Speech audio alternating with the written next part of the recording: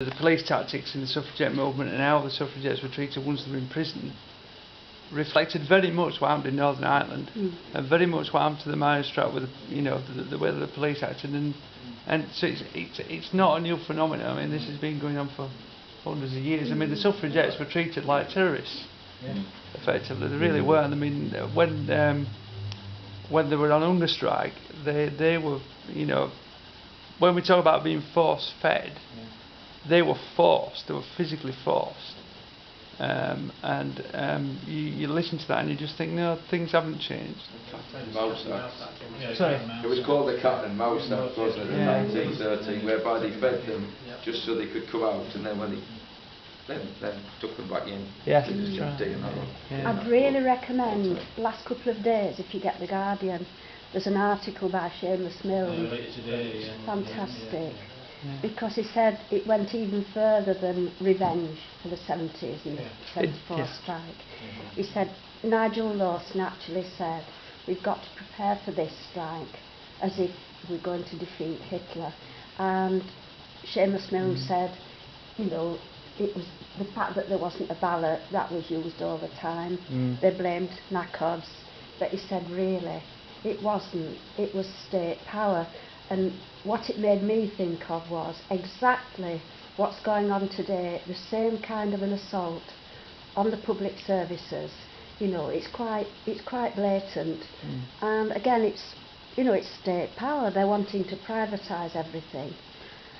Unfortunately, the mining communities were the last bastions of real, proper community. Spirited socialism. We've got unions. We've got reasonably strong unions in the public sector, and Bob Crow, and God rest his soul. But none of those industries have that community base that the miners had, and that's why, sadly, we'll never have that strength of political action again in this country, unfortunately, because that's why he said what he did. And in the documentary that was on last night, there was Heseltine on there, and he was saying pretty much the same. And it was about, they knew, if you think about it in a way, there was the car industry, which was was built around communities because people worked in the local cars. There was the steel industry, and then there was the miners. So they generated strike action within the car industry. And if you don't need cars, what don't you need? You don't need steel. So then McGregor goes into the steel industry, shuts the steel industry down. If you don't need the steel industry, what don't you need? You don't need coke. And it was symptomatic, I think, from the 70s all the way through. They knew what they needed to do to break up those 3 blocks of real socialist community in the country. I think it's very true that there's been changes in community. The pit villages aren't what they are now. Places like Blindthorpe or Goldthorpe and so on, or Hoyland are totally different from what they were 30 years ago. But it's the same around here as well, isn't it? The textile mill villages like Slowett and Marsden and so on, well, they're commuter places for Manchester now. But even though the communities have changed, I still think you can emphasise too much the impact that's had on the potential for organisation, because you still got that community of work where people, and that's the place where people do get together and where they are having to cooperate together by the very nature of the process. So that sort of community, the work community, is still there, and I think that does give us still a basis for trade unions, to actually affect things. And Bob Crow, showed that in the railways it's possible. And it's not that the railway industry is unique. I think it was because of the nature of the sort of militant trade unionism that he followed, that he was able to use the fact that all the different privatised rail companies and sort of concentrate on them one at a time and actually win improvements for the members. And I think that's actually possible in a lot more industries as well. And there might be many reasons why it's not happening, but I think the possibility is still there. But it's the shift in state power, because one of the, I mean, we've been sort of dancing around it, but one of the, whichever way you look at it, I mean, there are different ways of looking at it. I'm sure that people in this room have different views, but, you know, the sort of, the distancing, let's say, of the Labour Party and big part of the Labour movement from the miners, not just during the strike. I mean, they were left and went out to dry, as they've done, as my grandfather always used to say back in 26. It's not just that, it's just that after the strike and when Labour got back in, there was no attempt to, you know, to go back and say, well, look, you know, we're not just on the side of the bosses, we're going to restore some of these rights that have been taken away from them. And one of the lasting sort of wounds, open wounds in the miners' strike is the fact that the Labour Party, and to a certain extent a big part of the Labour movement, they're not doing what you know, Bob Crow probably died because, you know, they were having to work so hard to, you know, to keep his end up, if you like, because he had nobody on his side. There were no, you know, we go back in the days in the 60s when Harold Wilson and Jim Callahan used to have all the unions around and stuff like that. The unions feel that there's nobody on their side, you know, in the Labour Party or the Lib Dems, obviously not the Tories, but and I think that's one of the lasting wounds of the miners' strike, that the Labour Party and big parts of the Labour movement have, if you like, accepted the defeat, gone on to that side and said, well, those days are over, you're old dinosaurs, forget about it. You either knuckle down and accept the way things are, or you can forget about it. We'll try and do little changes here, little changes there, but I don't think they're recognising what the potential of what you're saying. I mean, I want them to, just like Bob Crow did, you know, but they seem to either be afraid or whatever. I think Labour Party thinks ordinary workers as an embarrassment to them, because they just don't go out of the way at all for ordinary people. They're more into people with money, like Tories. Well, they're just like watered down Tories. Yeah. So that's what I'm saying. So what happened to them, from my point of view, what happened to miners 30 years ago, it's happened to us all now.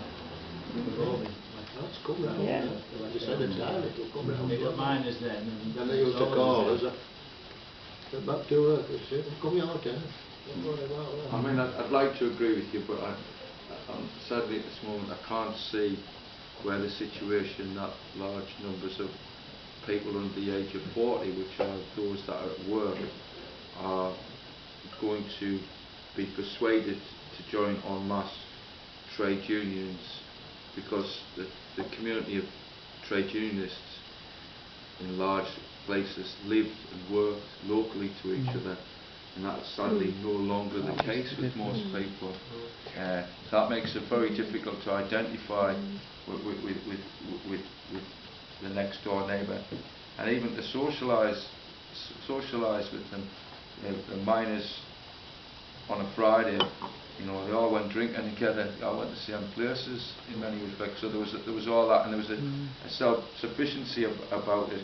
And you know, I know from the people that I know that how few people actually work. Everybody's everywhere. You know what I mean? All my mates live all over the country now. You know, and it does make it. It does make it a problem.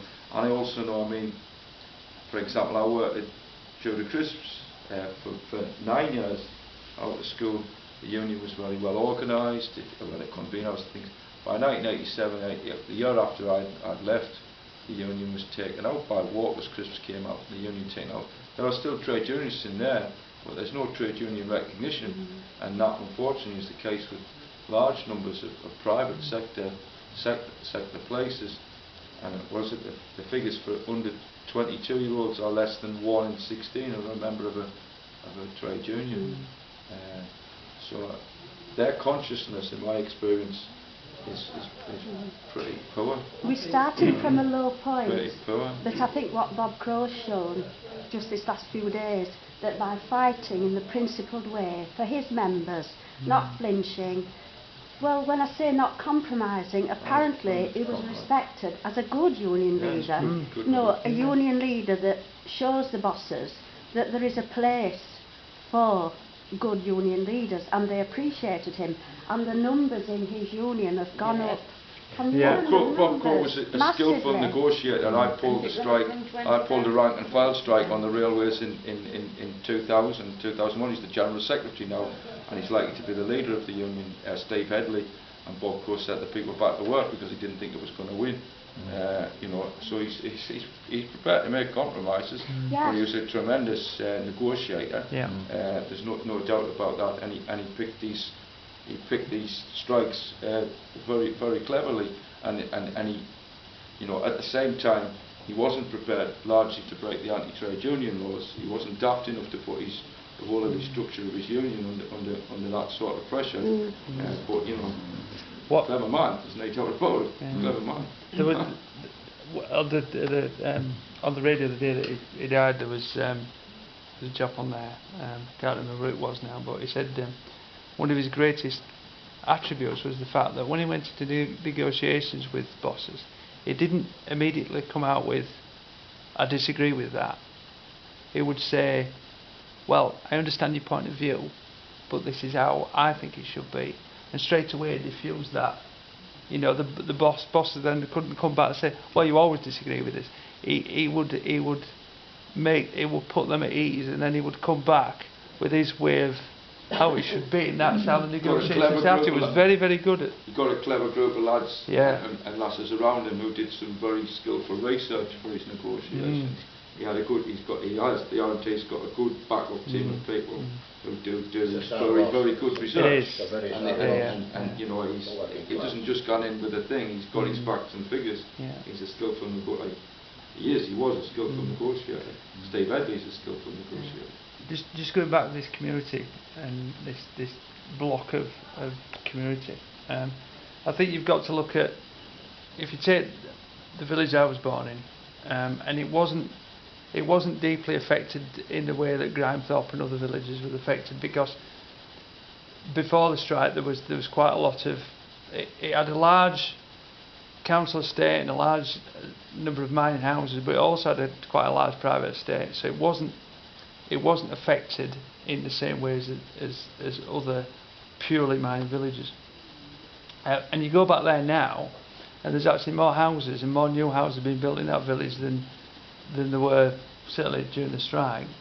But you go in the local working men's club and the local pub, and there's nobody there. So there's more people in that village now.